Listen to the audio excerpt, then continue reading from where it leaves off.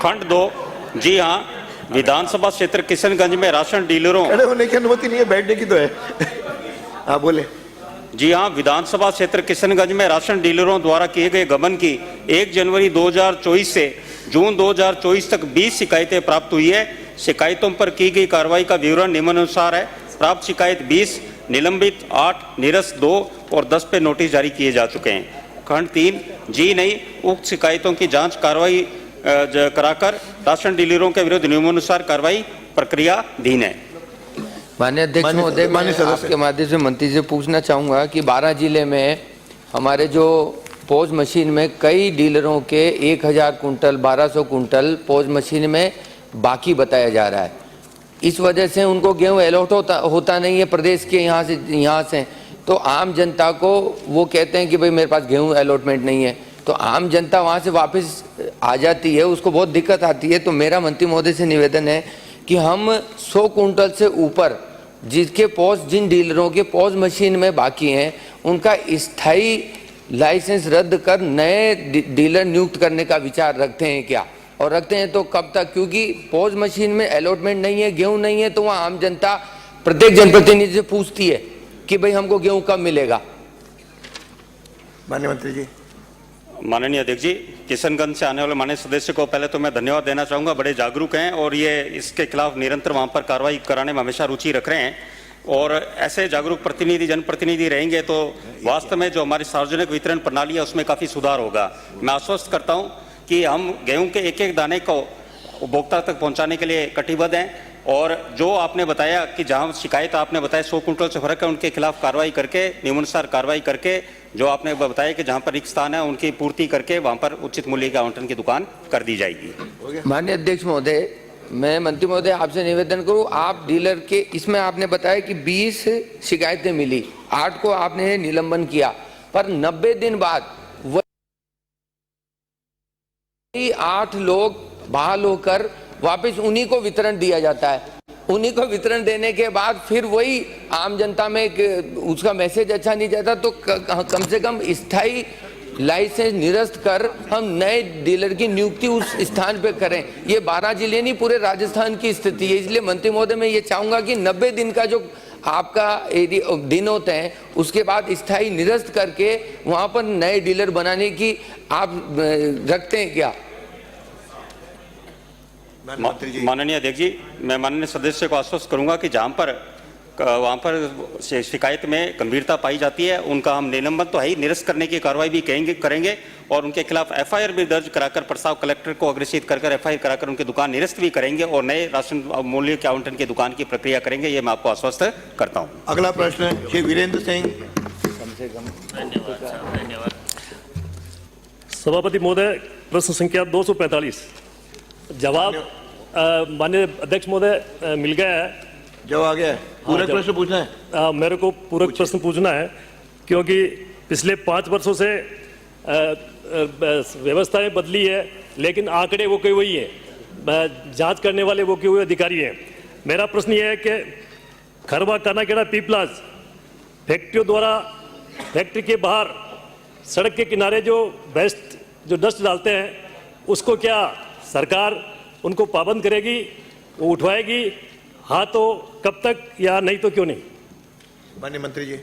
माननीय अध्यक्ष महोदय, मसूदा से आने वाले माननीय सदस्य ने खरवा को लेकर के जो प्रदूषण को लेकर चिंता व्यक्त करी है, इसी प्रकार की चिंता राजसभा से आने वाली माननीय सदस्य ने और कपासन से आने वाले माननीय सदस्य ने इसी सदन में रखी थी।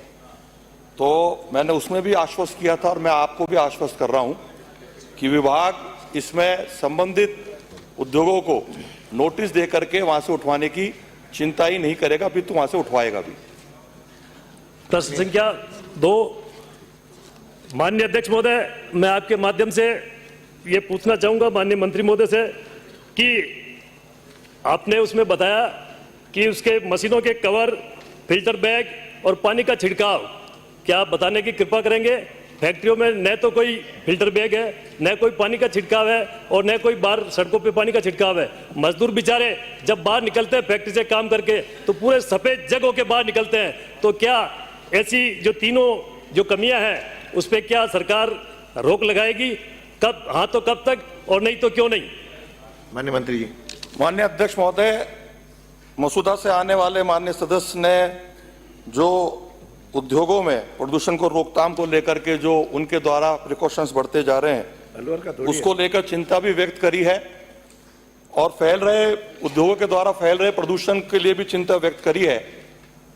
और जैसा कि मैंने पहले बताया कि इसी विधानसभा में कपासन से आने वाले माननीय सदस्य और राजसमंद से आने वाले सदस्य ने भी इस प्रकार की चिंता व्यक्त की थी। तो मैं आज इस सदन में घोषणा करता हूं कि राज्य प्रदूषण नियंत्रण मंडल द्वारा मुख्य पर्यावरण अभियंता की अध्यक्षता में एक 3 सदस्यीय समिति का गठन करने की मैं घोषणा करता हूं और वो समिति संबंधित क्षेत्र में जाके सर्वे भी करेगी, संबंधित जनप्रतिनिधियों से, ग्रामवासियों से बात भी करेगी और जो भी प्रदूषण को रोकने के लिए कदम के सुझाव माननीय सदस्यों द्वारा दिए जाएंगे उसको लागू भी करेगी। और इसके बावजूद भी यदि कोई उद्योग प्रदूषण फैलाएगा तो नियम अनुसार उसके खिलाफ कार्रवाई की जाएगी। अगला प्रश्न है श्री लक्ष्मण राम। माननीय अध्यक्ष महोदय, प्रश्न संख्या 246। माननीय मंत्री जी।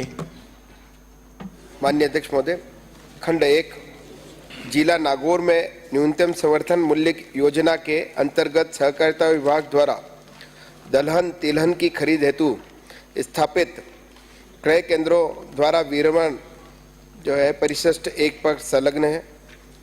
खाद्य विभाग द्वारा गेहूं खरीद हेतु स्थापित क्रय केंद्रों का विवरण परिशिष्ट 2 पर संलग्न है। वर्ष 2022-23 में नागौर जिले में की गई मूंग खरीद का विधानसभा क्षेत्रवार विवरण परिशिष्ट 3 पर संलग्न है।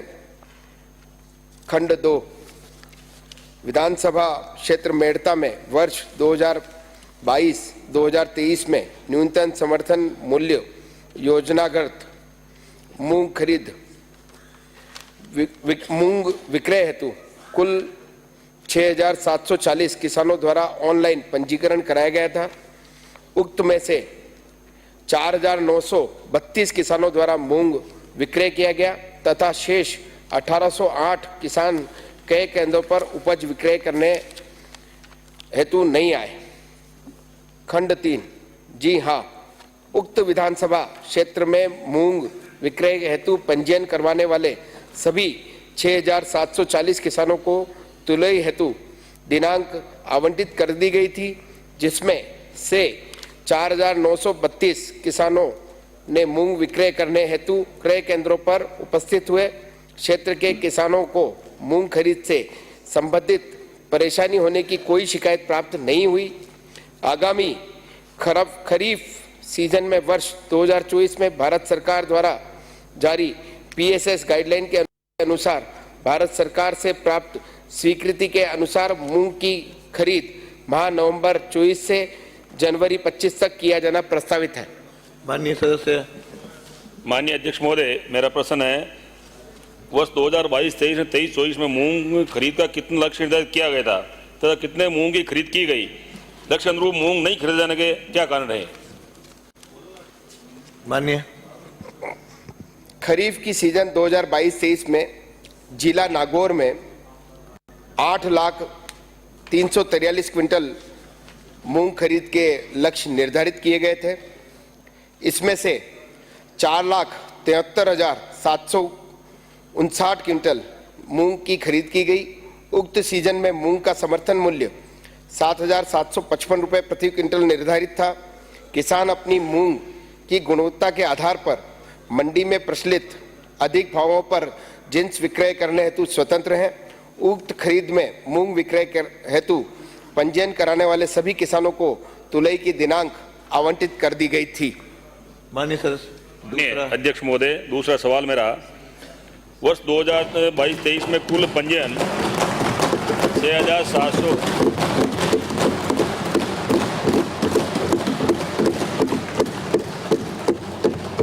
वर्ष 22-23 में कुल पंजीयन 6,740 किसानों को हुआ। उसमें से लगभग 25% किसान 1,808 क्रय केंद्रों पर उपस्थित नहीं हुए। क्या सरकार ने पुनः जानने का प्रयास किया कि 25% किसान क्रय केंद्रों पर क्यों नहीं आए? इसका क्या कारण रहे? माननीय मंत्री जी। माननीय अध्यक्ष महोदय, माननीय सदस्य की चिंता जायज है, लेकिन समर्थन मूल्य पे वो विक्रय करें, ऐसा हम किसानों को प्रतिबंधित नहीं कर सकते। किसान अपनी फसल को बेचने के लिए स्वतंत्र है। हमने जो है पंजीयन किया था, फिर भी कुछ किसान नहीं आए, उसके भी कारण रहते हैं। अपनी मूंग की गुणवत्ता के आधार पर, मैंने पूर्व में भी बताया, अपनी गुणवत्ता के आधार पर मंडी की प्रचलित अधिक भावों पर जिन्स विक्रय करने हेतु किसान स्वतंत्र है।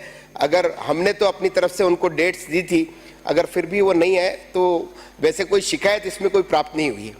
अगला प्रश्न है श्री हाकिम अली खान। प्रश्न संख्या 247। माननीय मंत्री जी। माननीय मंत्री जी, जवाब आ चुका है अध्यक्ष महोदय। पूरा पूछे। माननीय मंत्री जी, आपने जवाब में बताया तो जवाब सही नहीं दिया, अधिकारी ने जिसने भी दिया गलत दिया कि जो मैंने मांगा था 1287 महोदय अवैध निर्माण के बारे में, तो उन्होंने कहा कि निर्माण अवैध था और उसको 24/5/2024 को मौके पर जाके हटा दिया गया है। कुछ नहीं हटाया गया है, सिर्फ फोन करके निर्माण को रोका गया है। रोकने के बाद भी जो 20 फुट गहरा गड्ढा खोद रखा है वहाँ पर, वो फतेहपुर के बाजार का मेन रास्ता है। सारे गांव से, बस स्टैंड से, रेलवे स्टेशन से लोग जाते हैं, उसी रास्ते से फतेहपुर बाजार के अंदर जाते हैं। और सामने एक हॉस्पिटल है, उसकी वजह से वहाँ गाड़ियाँ खड़ी करती हैं बीमार को उतारने और ले जाने के लिए। तो आए दिन वहाँ ट्रैफिक जाम रहता है। तो उस निर्माण जो गड्ढा खोद रखा है, उसमें जो पिलर खड़े कर रखे हैं, पिलर को मत तोड़ो, मैं नहीं कहता हूँ, लेकिन गड्ढे को बुरा करके रास्ते का जो अवरोध है उसको थोड़ा ठीक कराओ। अधिकारियों को ये बस आप निर्देश करो कि वो जो खड्डा खोद रखा है उस खड्डे को दफन करके बूर के और उसको रास्ते ठीक करा दें। माननीय मंत्री जी। माननीय अध्यक्ष महोदय,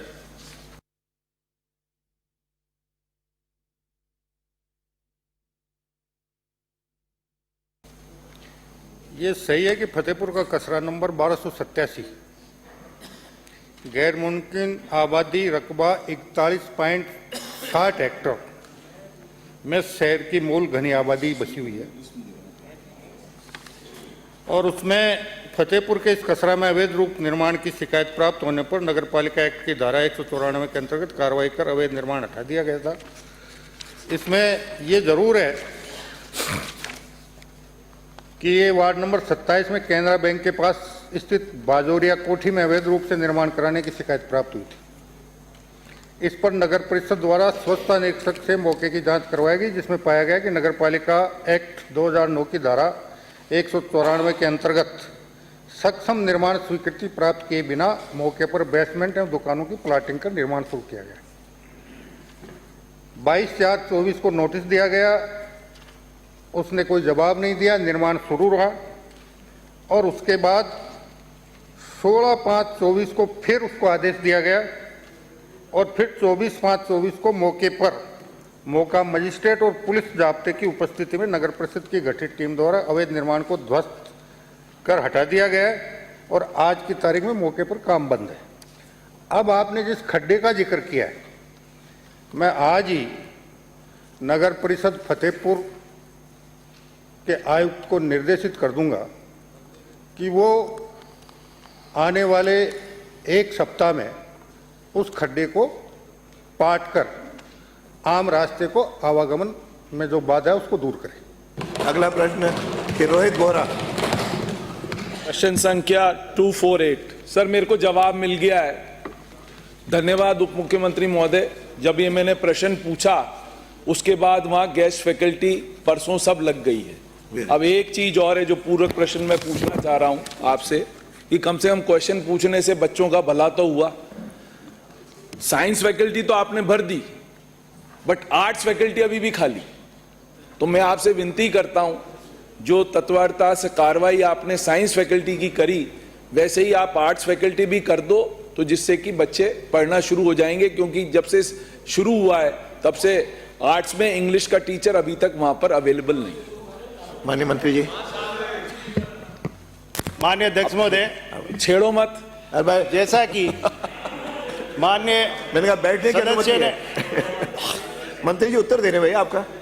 माननीय सदस्य ने जिस तरह चिंता की है, निश्चित रूप से इनके इस महाविद्यालय में एक प्राचार्य का पद है, वो भरा हुआ है। आचार्य के 14 स्वीकृत है, 14 में से 11 आपके पद भरे हुए हैं और 3 उनमें से नियमित है और 8 विद्या संबल से लिए गए।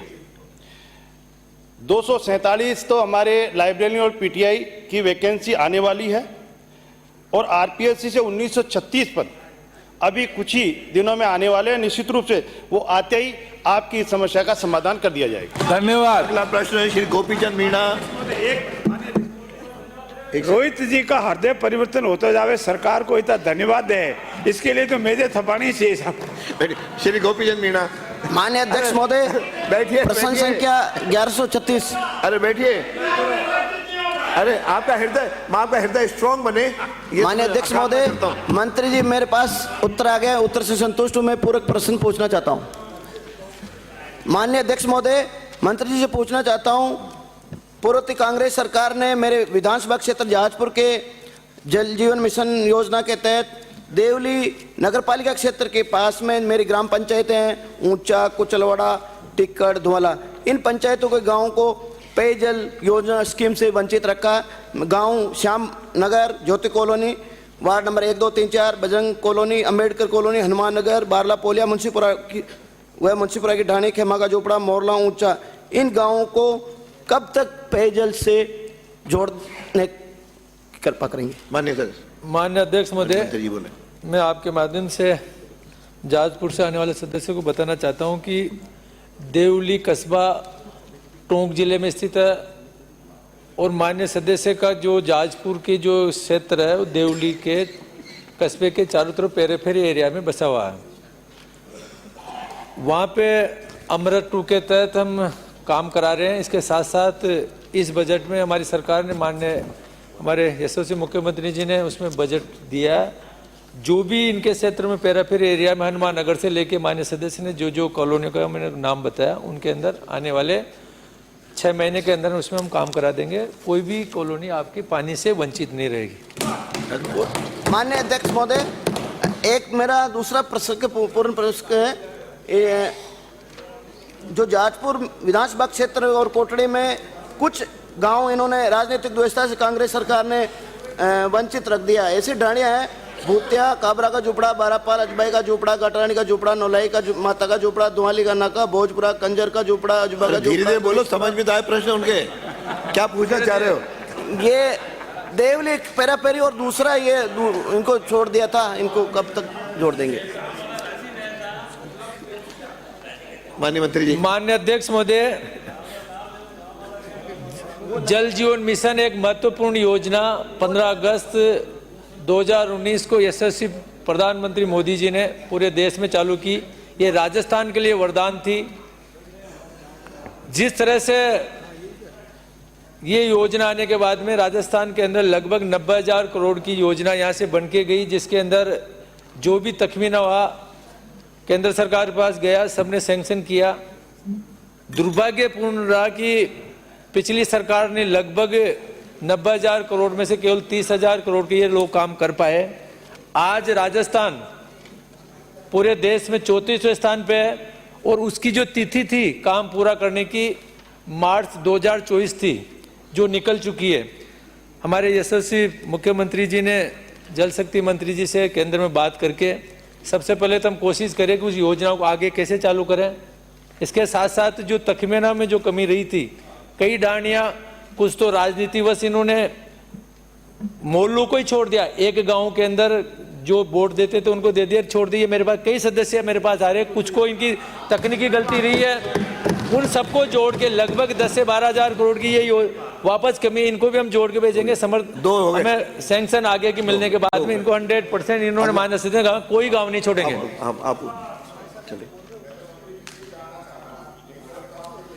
योजना बंद हो गई और दूसरी तरफ आप कह रहे हैं कि हम इसको जोड़ देंगे, तो स्थिति क्लियर करें ना। हमने सब जगह पे मार्च 2024 का टारगेट था, दूसरे स्टेट इसको कंप्लीट कर चुके। हम सबसे लास्ट में थे, हम नहीं कर पाए। हमें आश्वस्त किया है कि आप इसके ऊपर हम सैंक्शन देंगे। जब भी कैबिनेट में केंद्र सरकार में होगा, उसका डिसीजन देने के बाद में हम वर्क ऑर्डर दे पाएंगे और जो बची हुई ढाणियों को हम जोड़ा जाएगा। अगला प्रश्न कि डूंगरराम। प्रश्न संख्या 250। माननीय मंत्री जी। जवाब मेरे पास आ गया है। ठीक। पूरक प्रश्न पूछना चाहता हूँ। आपने जवाब में ये कहा है कि हरिके हेड से निकलने वाली इंदिरा गांधी फीडर व फिरोजपुर फीडर के विकसित सिंचाई तंत्र में अधिकतम उपलब्ध क्षमता तक पानी का उपयोग किए जाने के पश्चात शेष रहा पानी ही पाकिस्तान की तरफ प्रवाहित हो रहा है, जबकि गंग नहर के अंदर जिसकी क्षमता 2500 क्यूसेक है, जिसको 2500 क्यूसेक पानी मिलना चाहिए, पिछले 2 महीने से 1000 से 1200 1500 क्यूसेक पानी मिल रहा है। तो फिर ये 2500 क्यूसेक जब हमारा पानी पाकिस्तान जा रहा है तो फिर हमें 2500 क्यूसेक पानी क्यों नहीं मिल रहा है गंग नहर को? एक प्रश्न। माननीय मंत्री जी।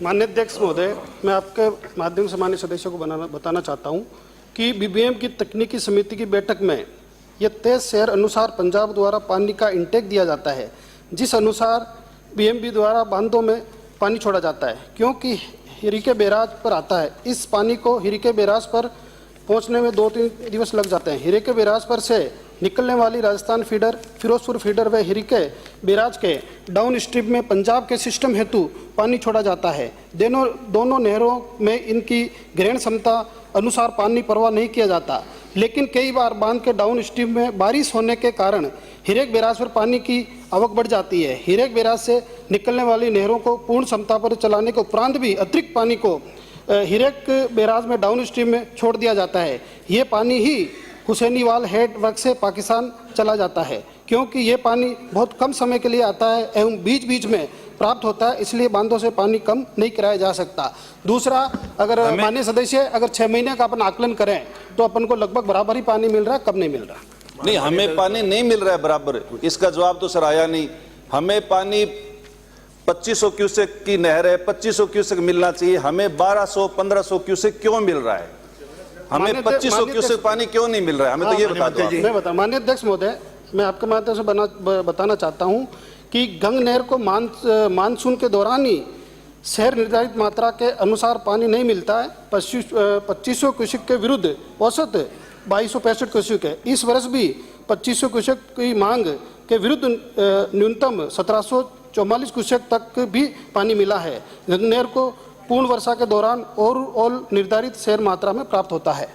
दूसरा प्रश्न मेरा ये है, 2 हो गए आपके? नहीं, एक ही हुआ है सर। चलो एक और बोलो, लास्ट पूछो। अप्रैल मई 2023 में जो आपने फिरोजपुर फीडर के लिए पुनर्निर्माण के लिए राज्य सरकार की जो 200 करोड़ रुपए की पीएफआर भेजी है, मैं ये पूछना चाहता हूं कि अप्रैल मई 2023 में भेजी गई पीएफआर के लिए केंद्रीय जल आयोग से कितनी बार किस तारीख को पत्राचार हुआ है? माननीय मंत्री जी। माननीय अध्यक्ष महोदय, क्योंकि ये मूल प्रश्न से हटके है तो मैं सारा पता करके लिखित में भिजवा दूंगा। हटके का है, हटके का आपने जवाब दिया है। बजट घोषणा 2024 में फिरोजपुर फीडर के पुनर्निर्माण के लिए 200 करोड़, उसी का पूछ रहा हूं मैं ये कह रहा हूं कि 2023 के बाद कितनी बार पत्राचार राजस्थान सरकार ने किया है और उसके क्या क्या जवाब आए? मैं बताना चाहता हूं माननीय सदस्य को कि माननीय सदस्य के ध्यान में ये बुलाना चाहता हूं कि डीपीआर स्वीकृति के पूर्व पीएफआर स्वीकृति लेनी आवश्यक होती है। पिछली सरकार के कार्यकाल में पीएफआर तैयार कर दिनांक 29/5/2023 को केंद्रीय जल आयोग को भेजी गई थी, परंतु आयोग के आक्षेपों की पालना नहीं किए जाने से मंजूर नहीं हो सकी, जिससे डीपीआर तैयार नहीं हो पाई। वर्तमान सरकार के सत्ता में आते ही इस पर तत्परता से संज्ञान लेते हुए केंद्रीय जल आयोग की नई दिल्ली में मैं बता रहा हूं पीएफआर पुनः प्रस्तुत करते हुए दिनांक 9/2/2024 को केंद्रीय जल आयोग नई दिल्ली द्वारा पीएफआर की स्वीकृति प्राप्त कर ली गई है। और अगला प्रश्न श्री रामनिवास गावड़िया, प्रश्न संख्या 251। माननीय मंत्री जी महोदय, जवाब आ गया। मैं पूरक जवाब आ गया। माननीय अध्यक्ष महोदय, माननीय मंत्री जी ने विधवा विवाह उपहार योजना के तहत 2019 से 23 तक मूल प्रश्न के जवाब में कहा है कि 2 आवेदन आए और उनको 51,000 रुपये की राशि स्वीकृत या भुगतान उनका कर दिया गया। अब मेरा माननीय अध्यक्ष महोदय आपके मार्फत माननीय मंत्री जी से ये सवाल है कि वर्ष 2024 में विधानसभा क्षेत्र परबतसर से कितने आवेदन आए और उसमें जो पात्र आवेदन करता है उनको भुगतान कब तक कर दिए जाएंगे? साथ ही मेरा दूसरा प्रश्न ये है कि हमारी सरकार ने अंतर्जातीय जो विवाह राशि है उसको 5 लाख से बढ़ाकर 10 लाख किया गया। साथ ही जो दिव्यांग सुखद दाम्पत्य योजना है उसमें प्रश्न पूछो। प्रश्न पे आ रहा हूँ माननीय अध्यक्ष महोदय, जिसमें दिव्यांग 80% से ज्यादा पात्र है उसकी राशि 50,000 से बढ़ाकर 5 लाख कर दी गई। अरे प्रश्न पूछो, इनसे क्या पूछना है, ये पूछो। इस पहले कर दी हो तो नियमों में आ गया। उपहार योजना प्रश्न की पूछो। राशि को जो 51,000 रुपए की राशि है इसको बढ़ाकर 5 लाख रुपए की तक की करने की